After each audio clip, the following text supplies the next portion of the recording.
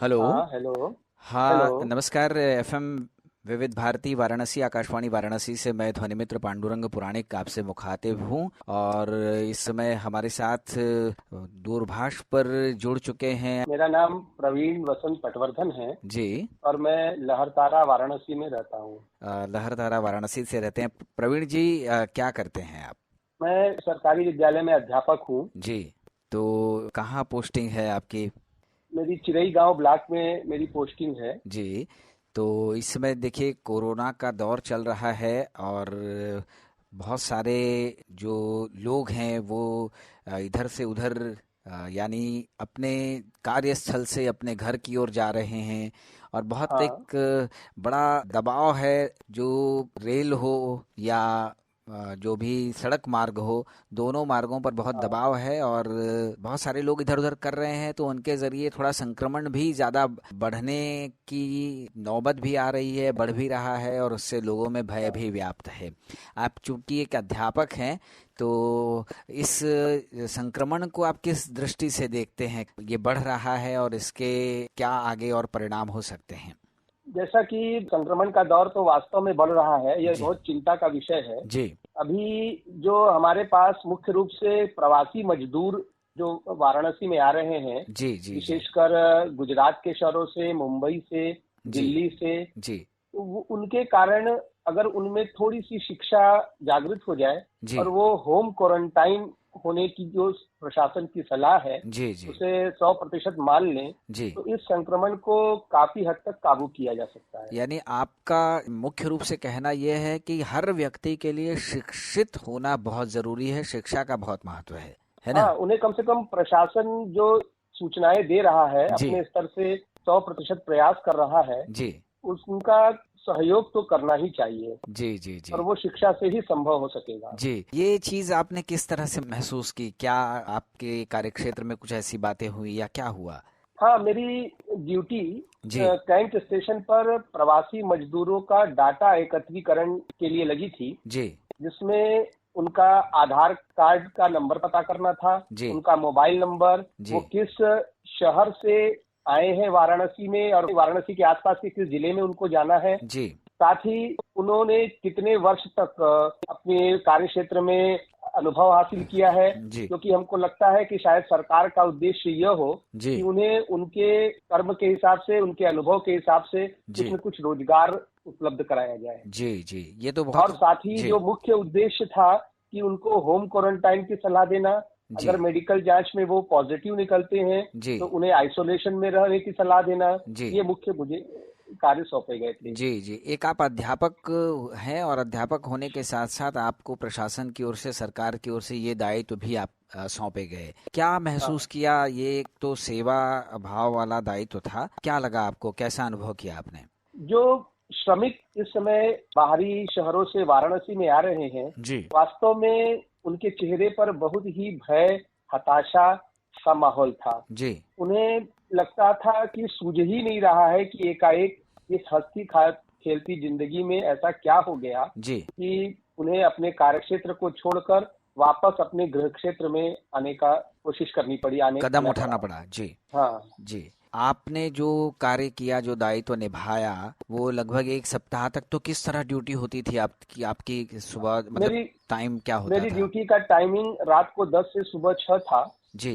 और और उस ड्यूटी में मुझे प्रवासियों का डाटा एकत्रीकरण करना था। जी। जी। जी। मुझे ये देखकर बहुत ही गर्व की अनुभूति होती थी जी। कि हमारे वरिष्ठ अधिकारी, विशेषकर जिलाधिकारी भी जी। रात को 1 बजे 2 बजे भी जी। उन हमारे कार्यों के लिए आते थे देखने के लिए जी। और हमारा हौसला अफजाई करते थे। जी। जी। जी। तो आप जो श्रमिक लौट रहे थे, हम उन्हें प्रवासी नहीं कहेंगे क्योंकि वो अपने घर लौट रहे थे, तो वो जो भी हाँ। श्रमिक लौट रहे थे उनके बीच, जैसा कि आपने कहा कि संक्रमित जो श्रमिक हैं उनके होने का भी खतरा था, और उसके चलते आप लोगों को भी निश्चित रूप से सुरक्षा की दृष्टि से बहुत सतर्क रहना पड़ता होगा। किस तरह की हाँ, सुविधाओं अवश्य। का उपयोग आप करते रहे बचने के लिए, अपने हमें बचाव के लिए?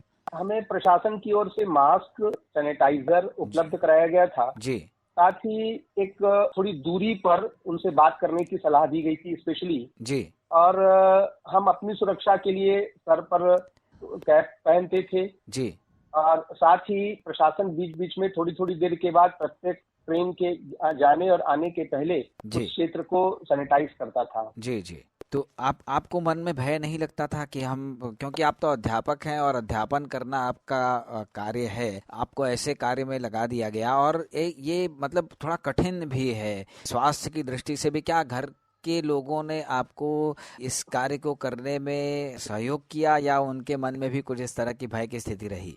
पहले दिन जब आदेश आया तो जी हम सभी अध्यापकों में, साथ ही परिवार के लोगों में भी ऐसा भय का माहौल व्याप्त हो गया जी और सोचा गया कि कैसे ही इस ड्यूटी से बचा जा सके। जी। लेकिन जैसे ही एक दिन दो दिन हो गई, हम्म। हमें समझ में आ गया कि ये हमारा कर्तव्य है जी और इस समय इस कठिन परिस्थिति में कर्तव्य से पीछे हटना जी कोई अच्छा काम नहीं है। जी और जब प्रशासन का सहयोग दिखाई पड़ा कि प्रशासन हमारे साथ है जी और लगातार हमारी सुरक्षा के लिए लगा है जी और अपने ड्यूटी का एक भाग मानते हुए, जी जी फिर हमें थोड़ा सा डर कम लगने लगा। जी जी साथ ही जब हमारे साथी सुरक्षा के लिए बार बार हमें सतर्क करते थे जी तो जी। उनका प्रेम भी हमें समझ में आता था। चलिए, बहुत अच्छी बात है।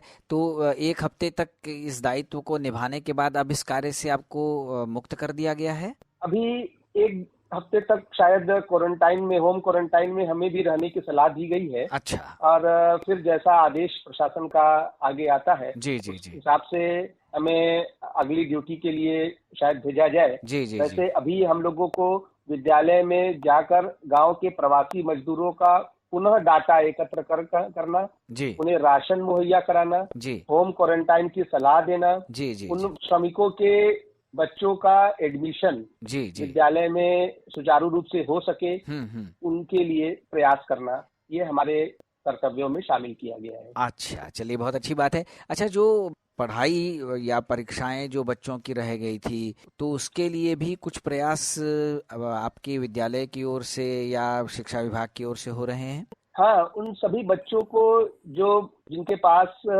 मोबाइल की सुविधा उपलब्ध है जी और व्हाट्सएप के माध्यम से, यूट्यूब के माध्यम से, जी दीक्षा पोर्टल एक सरकार ने विकसित किया है, उसके माध्यम से जी हम उन्हें प्रयास कर रहे हैं कि उन सभी बच्चों का कुछ न कुछ क्रिएटिविटी जी होती रहे। जी जी लेकिन ये व्यापक पैमाने पर होना किसी जी ग्रामीण क्षेत्र में बहुत मुश्किल है, ये 100% संभव नहीं है। जी लेकिन जी सरकार प्रयास कर रही है और हम भी उस प्रयास में शामिल हैं जी कि जी। अधिकांश बच्चे अपनी पढ़ाई सुचारू रूप से करते रहें। चलिए, बहुत अच्छा लग रहा है आपसे बातें करके। आप एक अध्यापक होने के साथ साथ एक कोरोना योद्धा के रूप में भी अपना दायित्व बड़ी मुस्तैदी के साथ और हम कहें कि बहुत समर्पण के साथ आप निभा रहे हैं।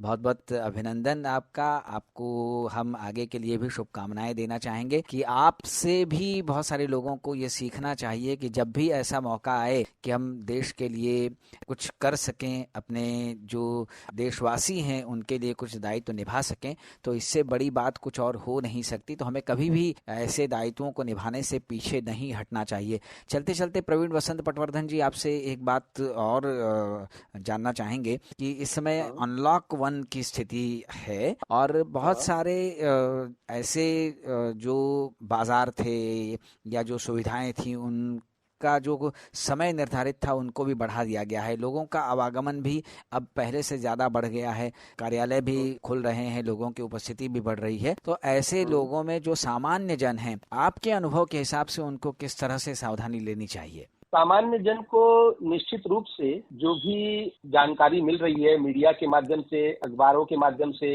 या जो वरिष्ठ लोग, समझदार लोग या जो डॉक्टर्स वगैरह सलाह दे रहे हैं, जी जी उनका 100% पालन करना चाहिए। जी अपनी इम्यूनिटी बढ़ाने के लिए, जैसा ही स्वास्थ्य मंत्रालय कहता है, काढ़ा पीने के लिए, जी। साथ ही हल्दी दूध पीने के लिए, या बहुत से व्हाट्सएप पर जो मैसेजेस चल रहे हैं उसके हिसाब से उन्हें फॉलो करना चाहिए। जी साथ ही सोशल डिस्टेंसिंग जी अब उन्हें अपने व्यवहार में शामिल करनी ही होगी। जी जी। अभी भी उस कोरोना रूपी जो घातक हमारे ऊपर आक्रमण है, वायरस उससे बचने के लिए निश्चित रूप से जी हमें मास्क पहनना, सैनिटाइजर का उपयोग करना जी और अपनी जो उन दैनिक जीवन जो हम पहले से जीते थे उसमें परिवर्तन करना बहुत ही आवश्यक है। तभी हम सुरक्षित रहेंगे, हमारा परिवार सुरक्षित रहेगा, हमारा शहर सुरक्षित रहेगा और हमारा देश सुरक्षित रहेगा। क्या बात है, बहुत अच्छी बात आपने कही है। प्रवीण वसंत पटवर्धन जी हमारे साथ थे। हम अपने श्रोताओं को बताएं, आप एक अध्यापक हैं और साथ ही कोरोना योद्धा के रूप में अपना दायित्व निर्वहन कर रहे हैं। बहुत